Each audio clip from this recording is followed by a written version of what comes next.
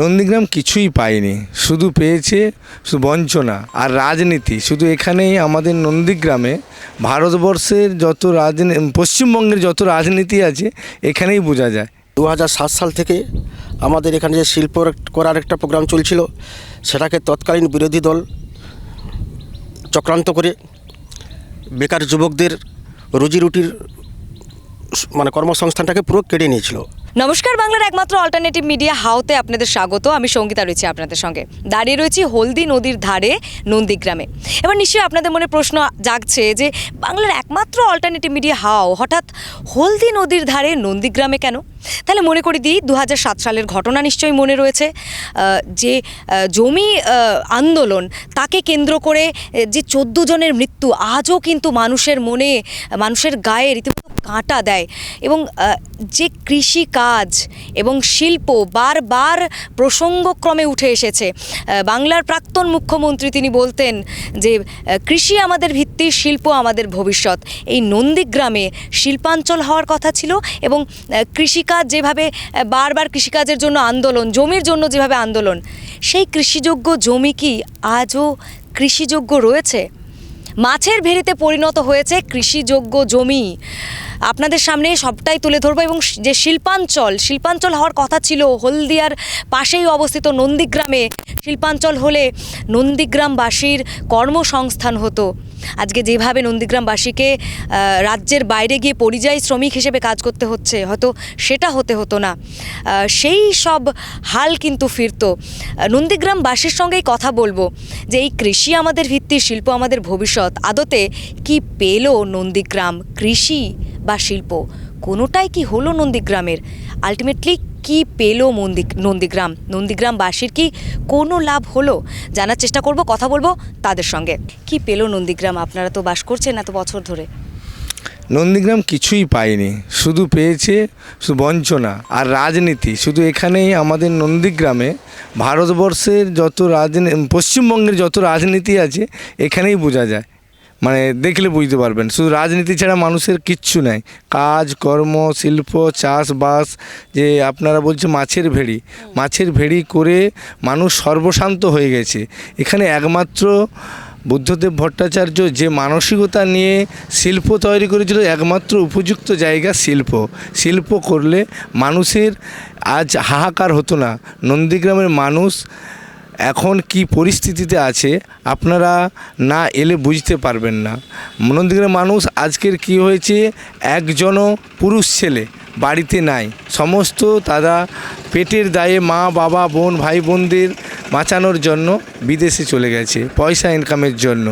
কিন্তু নন্দীগ্রাম আমাদের 1 নম্বর শিল্পের জায়গায় ছিল। জলপথ কিংবা সড়কপথ কিংবা আকাশপথের সুন্দর পরিবেশ ছিল।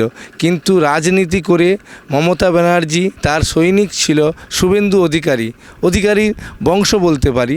কিন্তু আজকের প্রেক্ষাপটে উনি বাঁচার তাগিদে, উনি রাজনীতি করার তাগিদে এবং মুখ্যমন্ত্রী হওয়ার তাগিদে শুভেন্দু অধিকারী ওই অভিষেক ব্যানার্জিকে 2 নম্বর দিতে মমতা ব্যানার্জি রেগে এখন বিজেপি করছে। বিজেপি করলে মানুষের চরিত্র পাল্টায় না। মানুষের জঙ্গল থেকে যেমন বাঘকে নিয়ে এসে কোথাও রাখা হলে যে মানসিকতা, কিন্তু বাঘকে জঙ্গলের যে মানসিকতা তার সে যায় না। আমরা উন্নয়ন বলতে কাকে বোঝায়? যে আমাদের সাধারণ মানুষ যাতে গরিব মধ্যবিত্ত আমরা করে কর্মে খেতে পারি, একে তো বলা হয় উন্নয়ন নাকি? আবার আঞ্চলিক কাজকর্ম যেগুলো সেগুলো সব ঠিকই আছে, কিন্তু আমাদের শিল্পের প্রয়োজন। আমরা শিল্প চাই। হ্যাঁ, তাহলে আমাদের নন্দীগ্রামের ছেলেমেয়েরা ভবিষ্যতে এরা দূরে যাবে না। আমাদের বাড়িতে থেকেই ওরা শিল্প থাকলে আমাদের ওরা করে কর্মে খেতে পারবে। এটাই হলো কথা। শিল্পাঞ্চল করা হবে বলেই তো এই যে জমির বিষয়গুলো তো সামনে এসেছিল, জমি অধিগ্রহণ। কিন্তু জমি আন্দোলন তো হলো, সেই জন্যই তো শিল্পাঞ্চল তো করতে দেওয়া হলো না। তাহলে কি ভাবছেন তখনকার পদক্ষেপটা কি ভুল ছিল? তখন ভুল ছিল, ভুল ছিল। আর হলদিয়ার পাশাপাশি একটা নন্দীগ্রাম শিল্পাঞ্চল, আজকে দেখা যাচ্ছে যে এখানে বেশিরভাগটাই পরিযায়ী শ্রমিকে সবাই ভর্তি হচ্ছে। আমি বিভিন্ন গ্রামে ঘুরলাম, আমি দেখলাম পরিযায়ী শ্রমিকের বেশি। যার জন্য আমরা চাচ্ছি যে আমাদের এই নন্দীগ্রামের বা আশেপাশে যে থানার ছেলে মেয়েগুলো আছে, আমাদের শিল্প হলে আমাদের ছেলে মেয়েদের ভবিষ্যতে একটা করে খেতে পারবে এরা। আজকে আমার বাড়ির মেয়ে হোক ছেলে হোক তারা কাজের জন্য ভিন্ন রাজ্যে যাচ্ছে, ভিন্ন রাজ্যে সেই ফিরে আসবে তার কোনো সঠিকতা নেই। আমরা একটা পরিস্থিতির মধ্যে চলতে হচ্ছে, আমরা ছেলেকে পাঠিয়ে কি মেয়েকে পাঠিয়ে আমরা দুশ্চিন্তার মধ্যে জীবনযাপন করতেছি, এরকম একটা অবস্থা। আপনি কি করেন? আমি এখন আমার কোনো কাজকর্ম পাইনি, আমি একটা আলাদা আগ ব্যবসা করি, ছোটোখাটো আগ ব্যবসা করে জীবনযাপন করি। তো আমার কোনো কাজকর্ম না থাকলে আমার কিছু করার নেই, এই জন্য এখন ব্যবসা করে কোনোরকম করে সংসার চালাই। নন্দীগ্রামে তো জমি নিয়ে আন্দোলন, সেই কৃষি জমি কি আর কৃষিযোগ্য আছে? কৃষিকাজ কি এখানে হচ্ছে? আর কৃষিকার্য হচ্ছে, কিছু জমি পতিত হয়ে পড়ে আছে, এরকম অবস্থা চলছে, কিছু চর হয়ে পড়ে আছে, এরকম অবস্থা। কিছু জমিতে চাষ, কৃষি জমিতে মাছের ভেড়ির অভিযোগ, যেটা মাছের ভেড়ি কিছু আছে, চাষবাস কিছু করছে, কিছু আছে, কিছু চাষবাস হচ্ছে, কিছু ভেড়ি পড়ে আছে, মাছের চাষও হচ্ছে, কিছু আবার না চাষও হয়, অযোগ্য হয়ে পড়ে আছে, এরকম একটা অবস্থার মধ্যে চলছে। তো মমতা বন্দ্যোপাধ্যায় তিনি দেখলেন যে সিঙ্গুর যখন আমি পারছি না, তাহলে নন্দীগ্রামকে আমার ঝাঁপাতে হবে, ফলে নন্দীগ্রামকে আন্দোলনমুখী করতে হবে।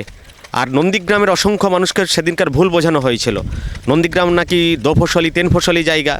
আমার সেই সমস্ত বন্ধুদের কাছে প্রথম প্রশ্ন থাকবে, এবং বুদ্ধিজীবী যারা ছিলেন, যে নন্দীগ্রাম যদি দোফসলি তিনফসলি জায়গা, আজকে সেই দোফসলি তিনফসলির জায়গায় কেন চাষ হচ্ছে না? চাষের পরিবর্তে কেন মাছের ভেড়ি হয়েছে? আর মাছের ভেড়ি করতে গিয়ে নন্দীগ্রামের মানুষ প্রায় সর্বশান্ত হয়েছে, তাদের অর্থনৈতিক অবস্থা ভেঙে পড়েছে। আমরা যতটুকু যা দেখতে পাচ্ছি যে আগামী দিনে না মাছের চাষ হবে, না কৃষিকাজ হবে, তাহলে নন্দীগ্রামের মানুষ সবটা হারালো।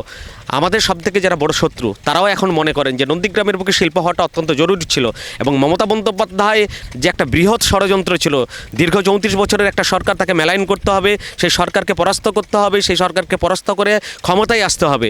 ফলে মমতা বন্দ্যোপাধ্যায় রাজনৈতিকভাবে লাভবান হয়েছে, এটা যেমন সঠিক কথা, কিন্তু নন্দীগ্রামের মানুষ, আপামর মানুষ, তারা অনেকটা বেশি ক্ষতিগ্রস্ত হয়েছে। একদমই। প্রশ্নটা হচ্ছে নন্দীগ্রাম কি পেল? 2007 থেকে আজকে 2024-এ আমরা দাঁড়িয়ে রয়েছি। একদিকে চাষের জমি, সেটা মাছের ভেড়িতে পরিণত হয়েছে, শিল্পাঞ্চল হয়নি।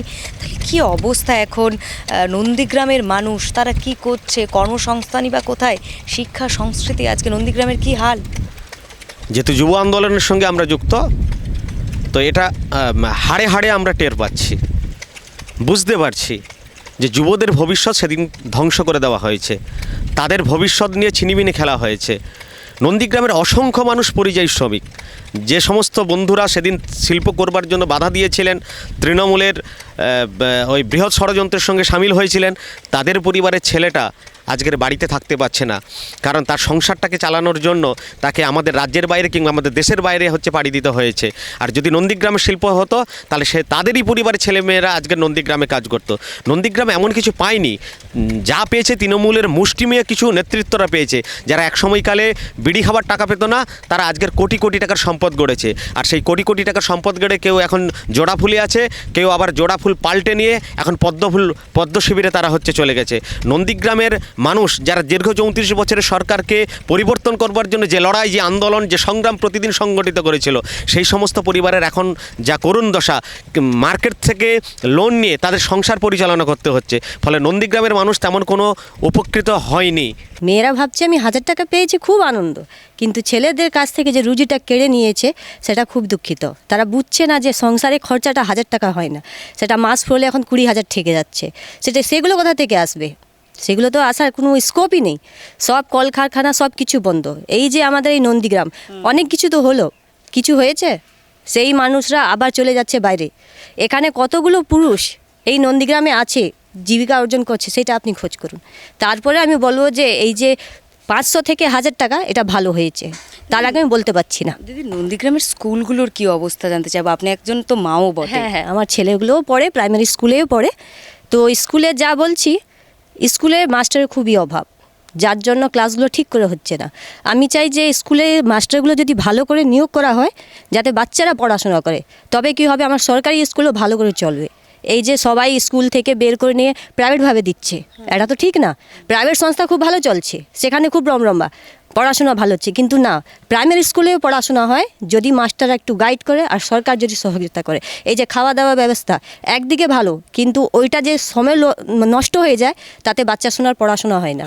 আমি চাই যে প্রত্যেকটা স্কুলে বাচ্চাদের পড়াশোনার জোর দেওয়া হয়। খাওয়া দাওয়া তো সে ঘরেই খাচ্ছে, তাদের বাবার যদি রোজগার থাকে খাওয়া দাওয়ার চিন্তা থাকবে না, কিন্তু পড়াশোনাটা চিন্তা। আমরা পাঠাচ্ছি মেন উদ্দেশ্য শিক্ষার জন্য, তো শিক্ষাটা হওয়া দরকার। টিএমসি লোকেরা মোটামুটি ওদের পেট ভরছে, আর কি হবে।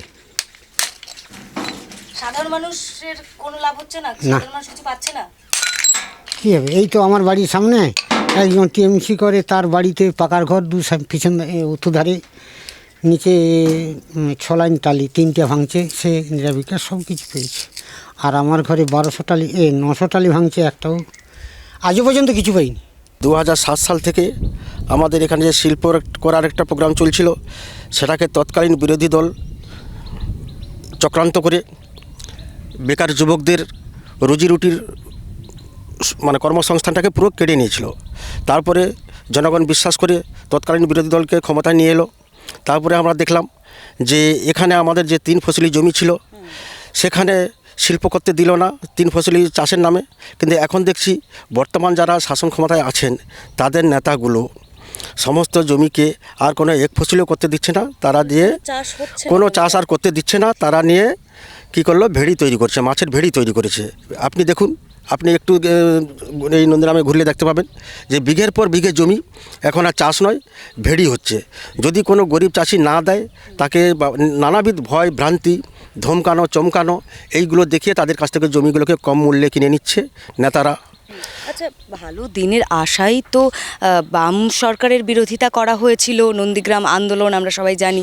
তো নন্দীগ্রাম এখন কেমন আছে সেই যে আন্দোলনের পর? তাহলে নিশ্চয়ই ভালো দিনের আশাই তো সেই আন্দোলন। কেমন আছে এখন নন্দীগ্রাম?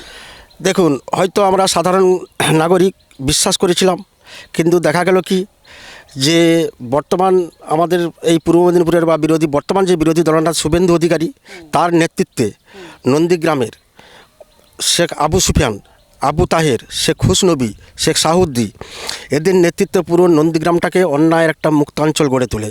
সেখানে সাধারণ মানুষ তাদের গণতন্ত্র হারিয়ে ফেললো, জোর করে কেড়ে নেওয়া হলো। হারিয়ে ফেললো বলবো না, জোর করে কেড়ে নেওয়া হলো। সেই অন্যায়ের মুক্তাঞ্চল কি সেটা এখনো রয়েছে নাকি আগের কথা বলছেন? না, এই কয়েক বছর আগে পর্যন্ত যদি বলি, এখানে মানুষ, সাধারণ মানুষ তার ভোটাধিকার প্রয়োগ করতে পারতো না। অর্থাৎ সাধারণ মানুষ ভোট পর্যন্ত দিতে পারে? ভোটাধিকার প্রয়োগ করতে পারতো না। মুখ থেকে কোনো কিছু নিজের যে মানবিকতার ক্ষেত্রে কোনো নিজের স্বাধীনতার কথা বলবে, সেটাও বলতে পারতো না। পরে তৃণমূলের এই আবু সুফিয়ান, আবু তাহের, শেখ খুশনবী, শেখ সাহুদ্দি, এদের বিরুদ্ধে সাধারণ মানুষ রুখে দাঁড়ালো।